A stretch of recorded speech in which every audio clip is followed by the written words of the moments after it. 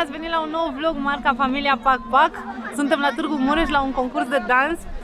Este un concurs național la care va participa doar Ale.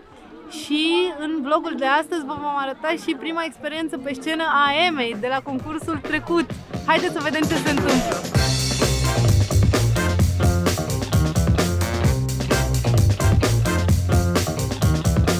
Vreau să vă mulțumesc frumos că petreceți o oră din acest weekend alături de noi la Sing and Dance for Fun, care este la prima ediție, e abia născut, vă dați seama?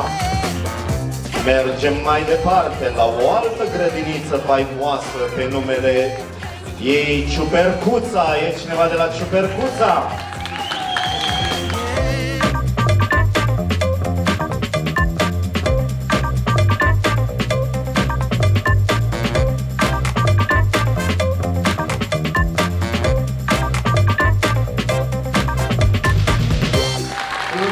Și de la Ciupercuța, Doamne, câtă energie și câtă atenție la detalii.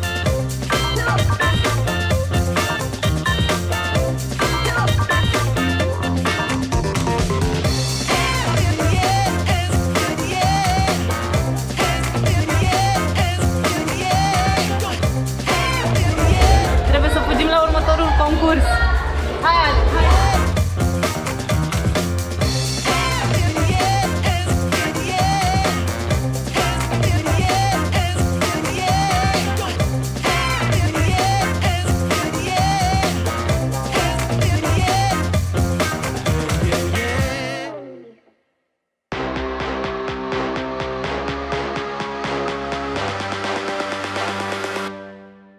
Let's go!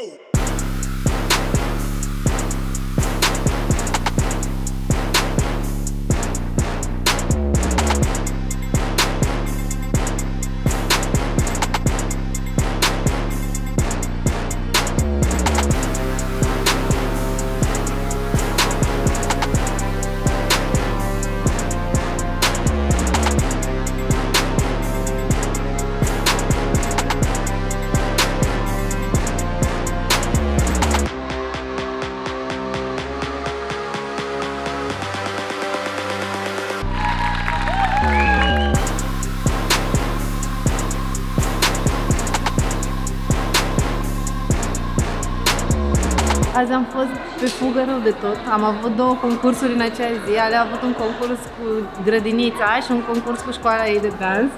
Și Ema primul ei concurs. Eu am avut emoții mari la ambele concursuri. La Ale cred că pentru că am văzut-o cu grupa ei de la grădiniță și pentru că știu că termină grupa mare anul ăsta și intră la școală. Și Ema că a fost primul!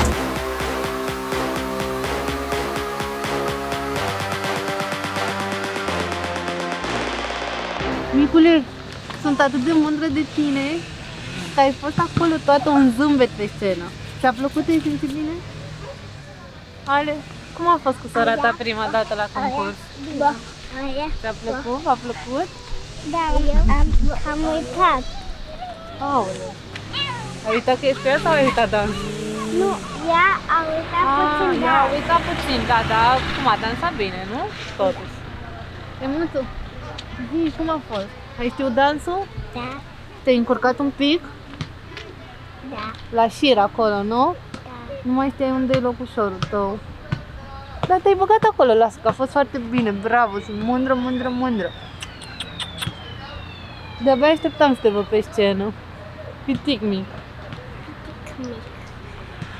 A fost primul ei concurs la 3 ani și câte luni? Multe.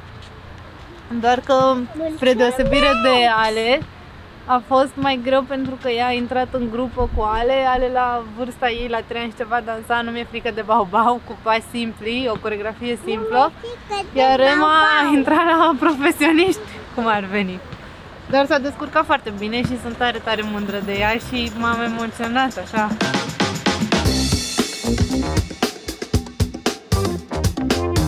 Bună dimineața!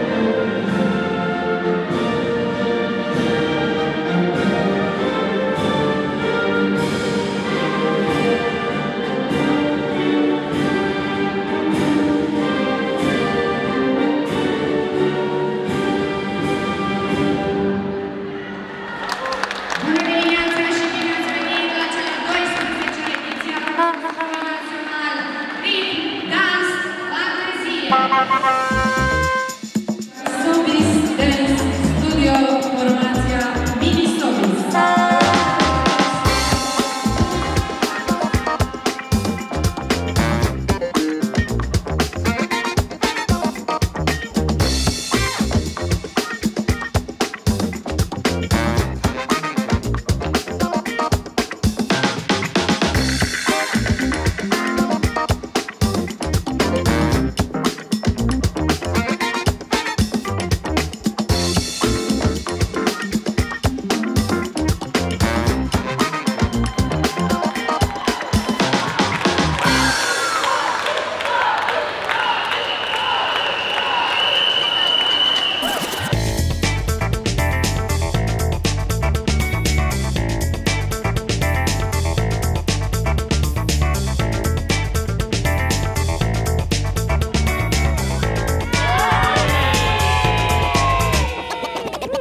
Mulțumesc tare mult! Eu nu prea spun cuvinte așa decât atunci când este cazul și chiar vă mulțumesc pentru răbdare, pentru faptul că sunteți alături de noi după toate evenimentele astea care au avut loc cu pandemie, cu război și că puteți să vă țineți de noi și cu aceste deplasări.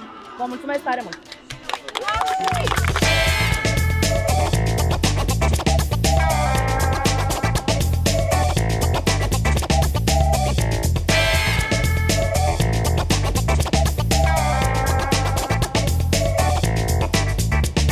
Sunt mândră de tine și mi-a plăcut foarte mult cum ai dansat azi. Soții tot așa, da? Bate cu bani. Exact. Vă așteptăm cu un like, un share, un subscribe. Noi suntem familia PacPac și ne găsiți și pe Instagram. Ne găsiți și separat Cătălin PacPac, Cristina PacPac. Găsiți și Sobis Dance Studio peste tot, și pe TikTok, și pe Instagram, și pe Facebook. Așteptăm susținerea voastră. Noi am plecat să ne distrăm, gata, am terminat azi.